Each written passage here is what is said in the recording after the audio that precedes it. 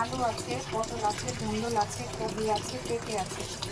এখানে 5 মিশালি সবজি রান্না করে আজকে চিংড়ি মাছ দিয়ে। এগুলো আমি কেটে ধুয়ে পরিষ্কার করে নিচ্ছি। আসসালামু আলাইকুম, কেমন আছেন আপনারা সবাই? আলহামদুলিল্লাহ আমি ভালো আছি। এখানে পেঁয়াজ আর রসুন মাছটা একসঙ্গে ভেজে নিচ্ছি। আজকে চিংড়ি মাছ দিয়ে পাখির চিকেন সাথে সবজি রান্না করবো আজকে আমি। এখানে আদা রসুন বাটা দিয়ে দিলাম 1 চামচ, পানি দিয়ে দিলাম, লবণ দিয়ে দিলাম স্বাদ মতো। এখানে হলুদ দিলাম অল্প পরিমাণ, একদম হালকা মশলা আমি রান্না করব। একটু ধনে গুঁড়া, অল্প একটু জিরে গুঁড়া। এখন আমি সবগুলো মশলা একসঙ্গে কষিয়ে নিব। আর এখানে আজকে মরিচের গুঁড়া খাওয়াবো না, একদমই ঝাল মিক্স করবো না। আমার এক ভাবি বা বোন যেটা বলেন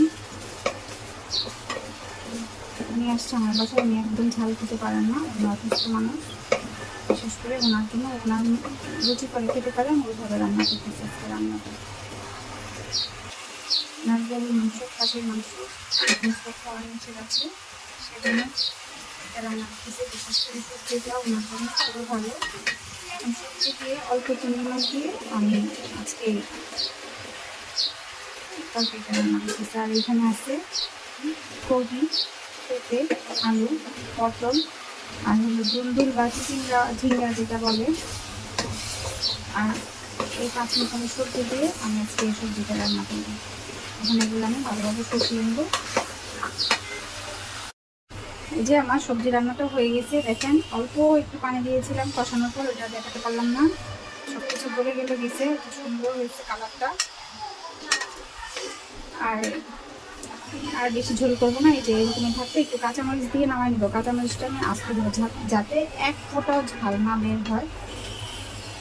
কারণ আমার অনেকই আপনজন একজন আসছে, উনি কোনোভাবে কোনো কিছু খেতে পারতেছে না, তার জন্য এই সবজিটা আমি রান্না করছি। দেখি কয়েকটা ভাত খেতে পারে নাকি। আর আমার সেই বোনটার জন্য ভাবিটার জন্য একটু দোয়া করবেন সবাই মিলে। বাচ্চাদের অনেক অসুস্থ, সবার কাছে দোয়া যাচ্ছি। আর এই যে কাঁচামরিচগুলো শুধু আস্তে দিয়ে দিলাম, এখনই নামাই নেব। আর কেমন হয়েছে কমেন্ট করে জানাবেন। আল্লাহ হাফেজ।